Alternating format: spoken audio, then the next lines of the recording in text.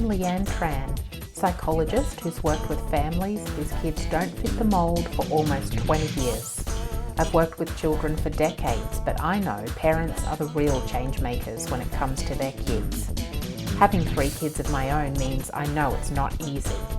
Parent Like a Psychologist is all about simplifying how you support your kids with psychology information filtered through years of experience to take you from overwhelmed to confident. Come on in. Thanks for joining me again for another episode of Parent Like a Psychologist.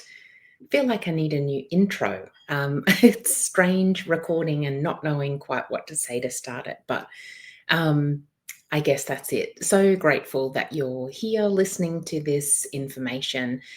Please do get in touch if there are particular things that you want to ask about. And as I say that too, I remember someone did get in touch about puberty, and I haven't done that yet. So I will make a note right now and make sure that I get that done.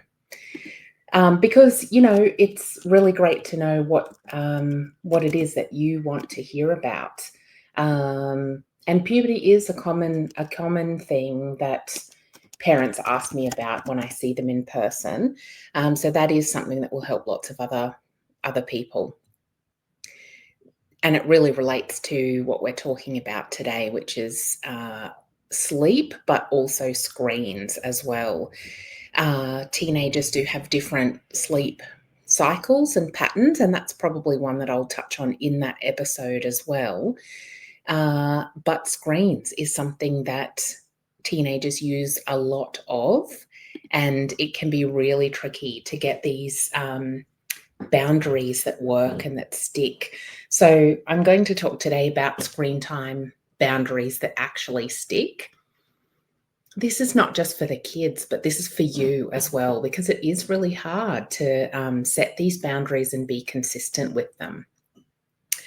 I think, and all of us are in the position as parents where this wasn't a feature of our childhood.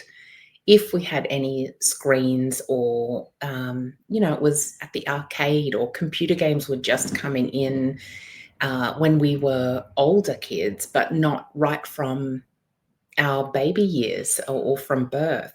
And that's what our kids are exposed to. And it means that we're then trying to put in place some boundaries around an issue that we've got no experience of. And that means we've got no template from our parents of how to manage it or handle it. So we're all kind of just looking around at each other and reading books and trying to work out what the best thing to do is. And it's so tricky.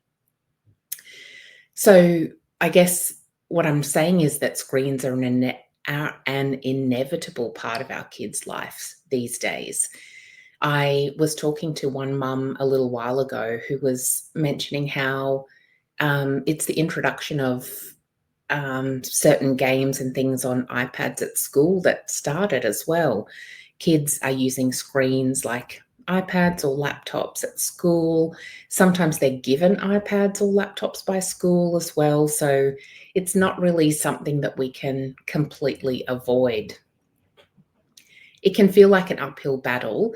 No parent wants to be the bad guy either, but most parents know instinctively that unlimited screen time all the time isn't a healthy response. So in this episode, I want to talk about how to try and set realistic, age-appropriate limits that can actually work by creating a family media plan where you're all facing this boundary together, and then how to manage pushback when that does happen. It can cause meltdowns sometimes, and so there are other episodes that talk about how to manage meltdowns if they do occur, but today I want to talk just specifically around the pushback on the screens. So I want to talk about how to try to set age-appropriate limits without the guilt, how to create and implement a plan as a family, and then also managing pushback. It's probably, I was going to say that's inevitable too. It might not be, depends on your children. I think why why I wanted to talk about screen time boundaries that actually stick is that it's particularly hard for neurodivergent kids as well, and neurodivergent families, because there is an element of regulation that comes along with screen use. And I think screen use has a valid place in that. And here's why. I'll justify it to you. I think because neurodivergent kids have more trouble regulating than typical kids, and we know with ADHD it's regulation of all kind of systems rather than just attention. So managing emotion and that kind of stuff is harder. Um, Same with autism. It's maybe perhaps for different reasons. It's along the line, but still challenges with managing the world that then lead to difficulties managing emotions, or leads to emotions that are just really hard to manage, is maybe a better way to put it. And so I think definitely autistic kids and ADHDers can learn those skills and develop those skills. It takes time though, and a good plan to a good template of how to kind of think about support for your kids includes teaching skills they don't have, like that, developing emotional regulation. But in the meantime, you need to support your kid.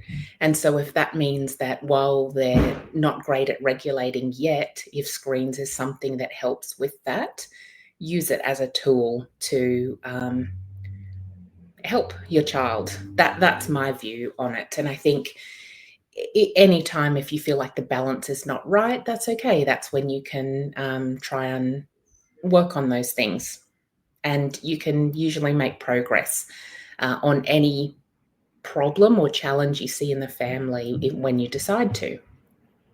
So that was a big like aside, really, or a I don't know, maybe a way to help put this into context. So then keep that in mind. So when we're talking about setting screen limits and other things, think about how you and your family want to use it to your advantage.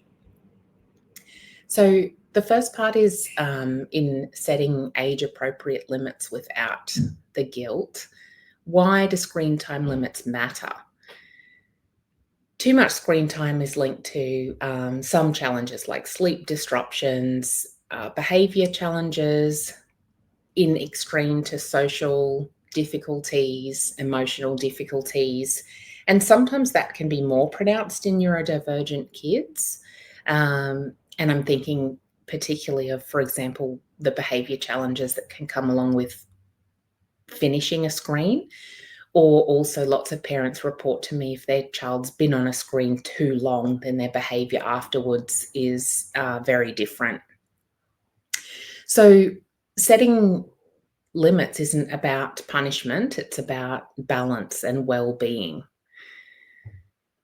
Kids might not understand that, but we'll talk about that in a little bit. So, I mean, you can reframe it as healthy boundaries. So don't feel guilty yourself about setting, a screen time boundary.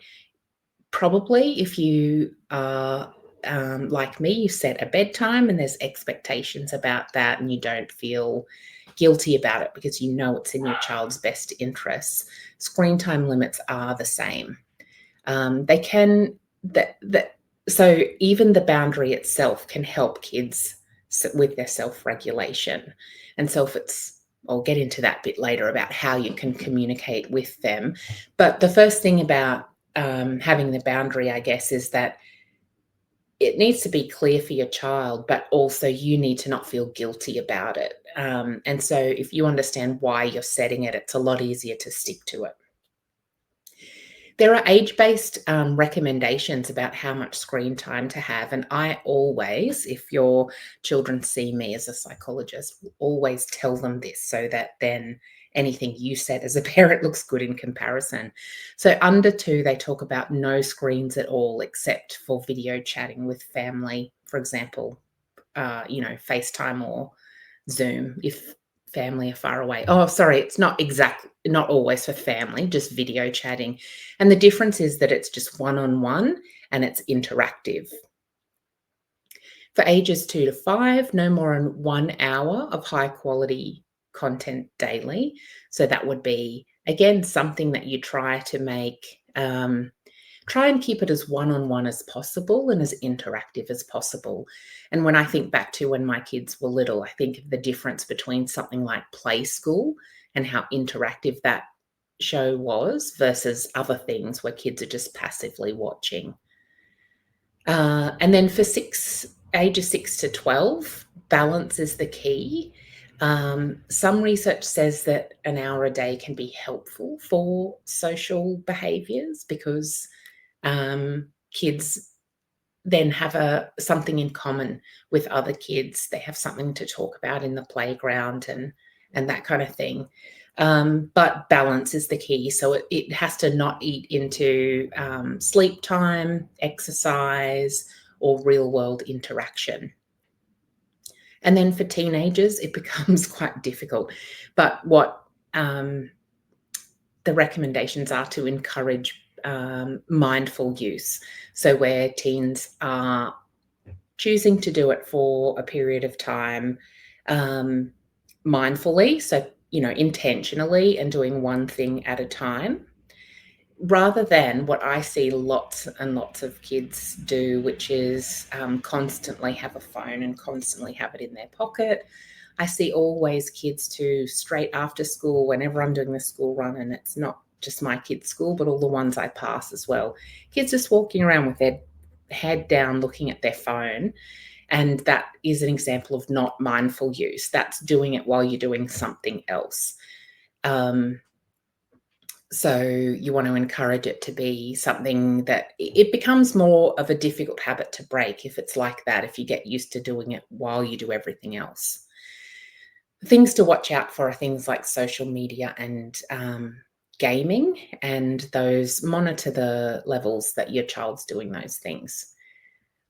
And so you can create a family media plan and put that in place is a great way to do it rather than it being something you're imposing just on your kids. So a media agreement might be, what it is a plan you decide together as a family that sets clear guidelines on using screens. So it makes it a shared responsibility rather than a parent rule. How you do that is involving your child in making the rules.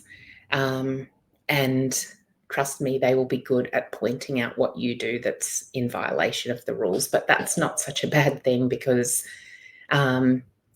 most of us too could benefit from that. You can include in there some of the screen, the boundaries that you want to have in place. And so some of that might be time limits around screen use, how long you want your kids to be able to do it for at a time. You can put in there expectations about the content as well. So what apps or websites or programs kids can use and the stuff that you think is inappropriate. And that's a good example for YouTube. I know I talk to families who don't mind their child watching stuff on YouTube, but there's some stuff they think is not okay and not appropriate. So that, and obviously their child, well, not obviously, but their child disagrees with that in this setting. So it's a little bit of a conversation they need to have and a boundary they're putting in place. You can also include some things in there about when screen-free times. So, for example, meals, family time, when there's homework on. So that might mean that the phones are away while kids do homework. And bedtime, probably rules around when it stops before bed. So involve your child in making all of these boundaries and the agreement. Write it down and put it somewhere visible. And this is so that then you can all be reminded of it. It's like a plan for your family, not just for your kid, that you're all trying to live up to. And that gives you the chance to model healthy screen habits yourself, which is a really important part of your kids following them. And so what should you do when there's pushback? I mean, maybe you're not as cynical as me and you think that there won't always be pushback, but I guess, I mean, I was just thinking of an example in my family that happened. It was night before last, and one of my kids had trouble sleeping the night before. And then that next day, after dinner, saw them checking on a screen, and I was saying, no, don't do that, because you had trouble last night sleeping, and you know that we need a period of time before bed that's screen free. And so, yeah, had to do that reminder. So there's pushback, but then there's also just accidental slipping, which will happen as well. So the pushback is about kids resisting limits. The reason is screens provide instant gratification. We all probably know that because we use it as well. So when that's taken away or turned off, it can trigger frustration. That can be especially for neurodivergent kids. So kids with ADHD who struggle, or autism who struggle with transitions, and also just that difference between the constant input that it's like designed for the ADHD brain to then going back to the real world where nothing's happening can be tricky. Sometimes, their kids just don't want to do it, so it's moving from a preferred activity to just something else. So there's lots of reasons why kids can resist the limits. It's good to try and understand what those reasons are, and you can use that in your plan to try and help them overall. But how you can reduce the conflict around screens are things like using, first of all, having the clear expectation and boundary and the family plan is the first step. But also then you can use visual timers or countdowns. They aren't always accepted positively by your kids, but they do show, help your children understand the time a little bit better. Even older kids, especially with ADHD and autism executive functioning difficulties, managing the time can be tricky. So even beyond little kids, using the visual timer is great. And then provide some other structured alternatives as well. So if your kid's stopping the screens, what other fun activity can they do instead?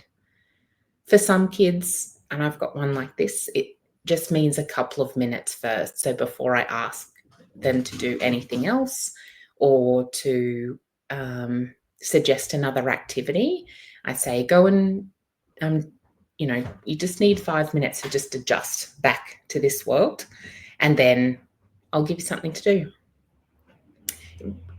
In my experience, that kind of stops that initial pushback and the, no, I don't want to do that. That's boring. That kind of feeling where I won't say anything to them for 5 minutes and just, let them actually in their brain and body make that adjustment.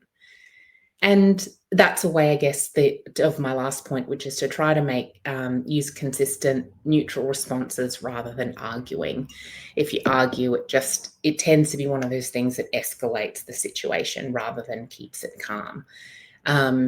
So yeah, your children might have their own way of escalating the situation, but if you can be mindful of your own way of trying to keep it calm and neutral, then that's a great approach to take. So that's some quick ideas about how to make screen time boundaries that actually stick. And I would really love to hear how you go with these, and particularly if you've got any sticking points, because that is where the magic is. It's in the strategies, and these are all based on research and science, of course, but the magic is really in knowing or having someone to talk to about what to do when you get stuck or when things don't quite work out. So do let me know, and I would love to give you some guidance or information. And yeah, maybe even it's an entirely new episode that helps lots of other parents as well. So from here, good luck with the family. Oh, send me a picture of your family template if you, or what's it called? Agreement. If you get one sorted, I'd love to see it. And often parents are interested in how do other people do it. So it would be great to share those things. Thanks for listening again.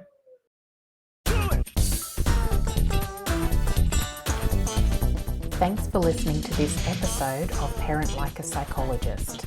If you found it helpful, please share on Instagram so other parents can benefit too, and tag me at Leanne Tran Psychology so that I can say a big thank you.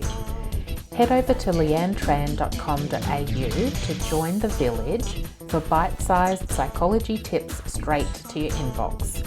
I really hope this podcast has brought a new perspective and you a step closer towards a calm parent and a thriving child.